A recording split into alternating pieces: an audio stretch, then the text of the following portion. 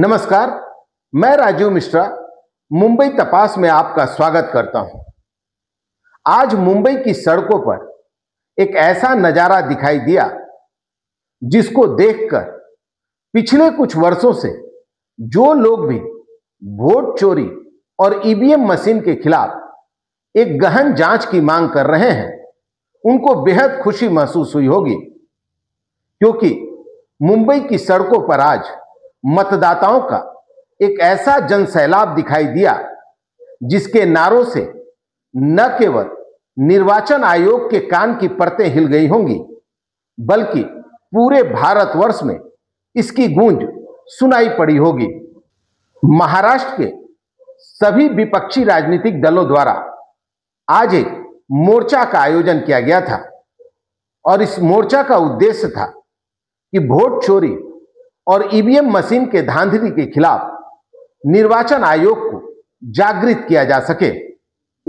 इस मोर्चे में उद्धव ठाकरे, राज ठाकरे, शरद पवार, जयंत पाटिल, बाला साहेब थोरात, अनेक दिग्गज उपस्थित थे और इनके साथ साथ हजारों की संख्या में उनके समर्थक भी मौजूद थे और सबके मुख पर सिर्फ एक नारा था कि वोट चोर गद्दी छोड़। इसके अलावा वह निर्वाचन आयोग के खिलाफ भी जमकर नारेबाजी कर रहे थे। आइए हम आपको सबसे पहले वह दृश्य दिखाते हैं जब उद्धव ठाकरे और राज ठाकरे के नेतृत्व में हजारों का जनसैलाब मुंबई की सड़कों पर उमड़ता दिखाई पड़ा।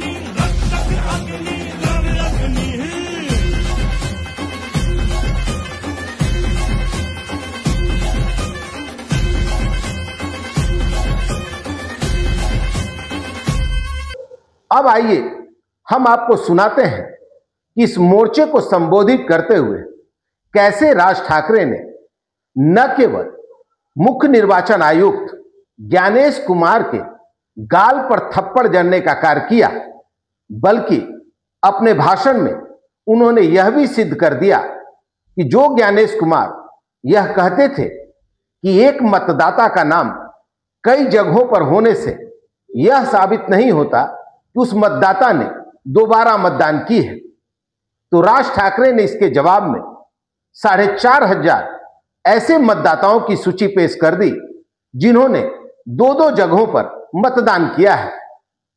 आइए सुनते हैं राज ठाकरे के भाषण के उन अंशों को। सर्वप्रथम आपणा सर्वांचे मी आभार मानतो की आपण सर्वजण मोठ्या ताकदीने आज इथे मोर्चाला जमलात।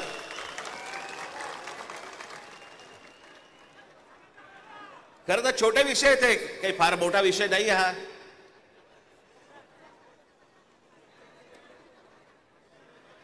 आम्ही बोलतो आहोत, उद्धव ठाकरे बोलतायत, शरद पवार साहेब बोलतायत की याच्यामध्ये दुबार मतदार आहेत, शेतकरी कामगार पक्ष बोलतोय, कम्युनिस्ट पार्टीचे लोक बोलतायत, काँग्रेसचे लोक बोलतायत, सगळेच जण बोलतायत। एवढंच नव्हे, भारतीय जनता पक्षाचे पण लोक बोलतायत की दुबार मतदार आहेत, शिंदेचे लोक बोलतायत दुबार मतदार आहेत,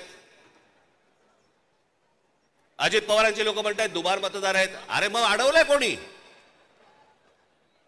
मग हा निवडणूक घेण्याची घाई का करतात? साधी गोष्ट आहे, मतदार याद्या साफ करा आणि मतदार याद्या साफ केल्यानंतर त्या पूर्ण पारदर्शक केल्यावरती मग जेव्हा निवडणुका होतील त्याच्यानंतर यश कोणाचं अपयश कोणाचं सगळ्या गोष्टी मान्य। पण सगळं लपून छपून जे चालू आहे ते कशासाठी? पण मी आज 2-3च गोष्टी तुम्हाला आज दाखवण्यासाठी इथे आणलेल्या आहेत।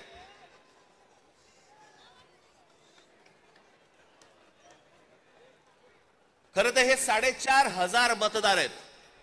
4,500. 4,500 मतदार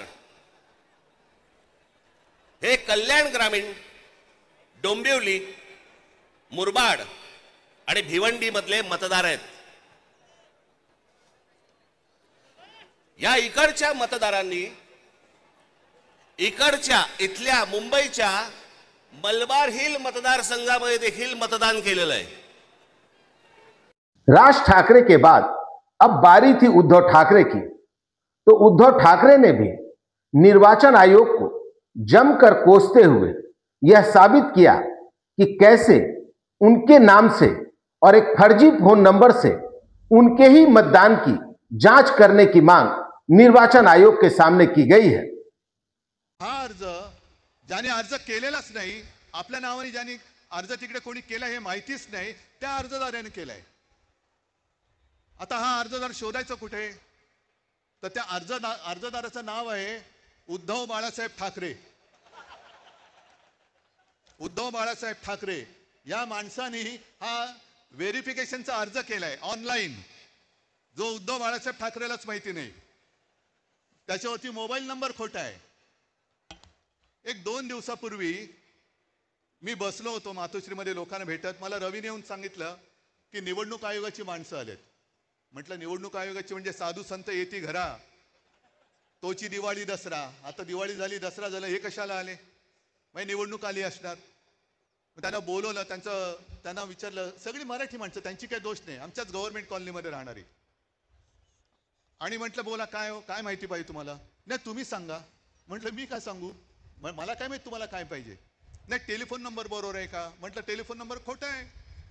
मग आणखीन काय तुम्हाला सांगायचं? म्हटलं मी कशाला, तुम्ही माझ्याकडे आलात. नाही तुम्ही अर्ज केलाय व्हेरिफिकेशनसाठी. मग मी अनिल परबना विचारलं, अनिल देसाईला विचारलं, सूरजला विचारलं, कोणी आपल्याकडनं अर्ज केलेला नाही. आणि विशेष म्हणजे हा अर्ज कधी केला गेलाय? 23/10/2025 म्हणजे कालच्या 23 तारखेला अर्ज केला गेलेला आहे. आणि कुठून केलाय? ते सक्षम नावाचं ॲप आहे. तर सक्षम नावाच्या ॲपवरनं हा प्रकार कशासाठी कोण करत होतं? मी रितसर तक्रार केली की कोणी हे केलेलं आहे. याचा अर्थ असा की माझ्या नावाने खोट्या नंबरवरून OTP काढण्याचा प्रयत्न झालाय. हे सगळं प्रकरण हॅक करण्याचा प्रयत्न झालाय. आणि कदाचित आपण 14 आणि 15 तारखेला हा विषय हातात घेतल्यानंतर 23 तारखेला अर्ज केला गेलाय. म्हणजे माझ्या सकट माझ्या कुटुंबातील 4 जणांची नावं मतदार यादीतून बाद करण्याचा प्रयत्न केला गेलाय का, हे आता आपल्याला शोधलं पाहिजे.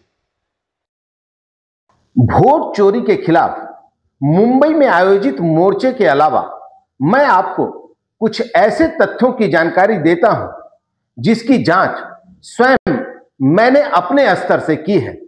मेरे हाथों में कागज का जो यह पूरा पुलिंदा आप देख रहे हैं, यह मेरे और चुनाव आयोग के बीच की गई कॉरस्पॉन्डेंस के सारे दस्तावेज हैं.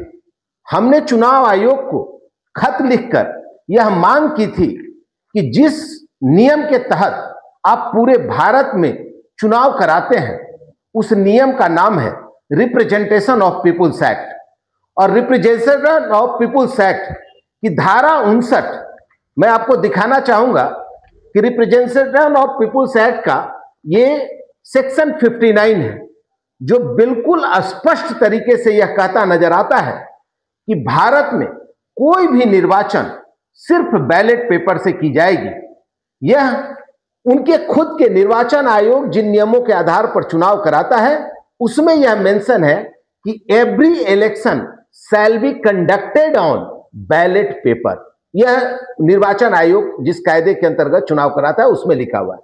उसके बाद निर्वाचन आयोग ने इसमें संशोधन करते हुए, इसमें मतलब अपने रिप्रेजेंटेशन ऑफ पीपुल एक्ट्स में संशोधन करते हुए उन्होंने एक 61A करके सेक्शन लाया, जिसके अंतर्गत निर्वाचन आयोग ने यह व्यवस्था की कि अगर निर्वाचन आयोग चाहे तो कुछ निर्वाचन क्षेत्रों में बैलेट पेपर की जगह ईवीएम मशीन का इस्तेमाल कर सकता है, मगर इन निर्वाचन क्षेत्रों का घोषणा करने से पहले निर्वाचन आयोग को इस बात की जानकारी सार्वजनिक रूप से देनी होगी कि आखिर निर्वाचन आयोग ने उन विशेष क्षेत्रों का चयन क्यों ईवीएम मशीन से कराने का निर्णय लिया है। यह 61A में वर्णन है।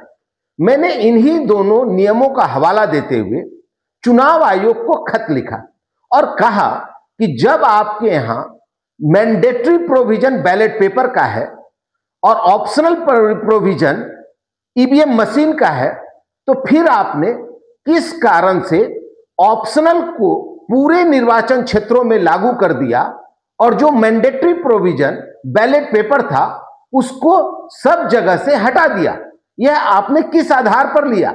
और मैंने उनसे यह मांग की कि जब नियम यह कहता है तो आपको कम से कम 30% सीटों पर बैलेट पेपर से चुनाव कराना चाहिए और 70% आप चूंकि कहते हैं कि मशीनों से चुनाव कराना बेहद आसान है और उसकी गणना करना बेहद आसान है, तो आप 70% सीटों पर आप ईवीएम मशीन से चुनाव कराइए और 30% सीटों पर कम से कम बैलेट पेपर से चुनाव कराइए।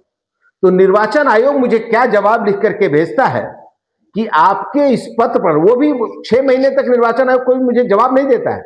जब मैं सूचना के अधिकार के तहत उनसे जानकारी मांगता हूं कि मेरे द्वारा दिए गए तकरार पत्र पर आपने क्या कार्रवाई की, उसकी सभी ऑफिशियल नोटिंग मुझे भेजिए, तो वो कहते हैं कि आपके तकरार पत्र पर कोई कार्रवाई निर्वाचन आयोग की तरफ से नहीं की गई है। अब मुझे बताइए कि जब निर्वाचन आयोग जिस एक्ट के आधार पर निर्वाचन कराता है, जब उसी में मैंडेटरी प्रोविजन बैलेट पेपर का है और ऑप्शनल प्रोविजन ईवीएम का है, तो ऑप्शनल को कैसे सभी निर्वाचन क्षेत्रों पर लागू करके और मैंडेटरी प्रोविजन को खत्म किया जा सकता है?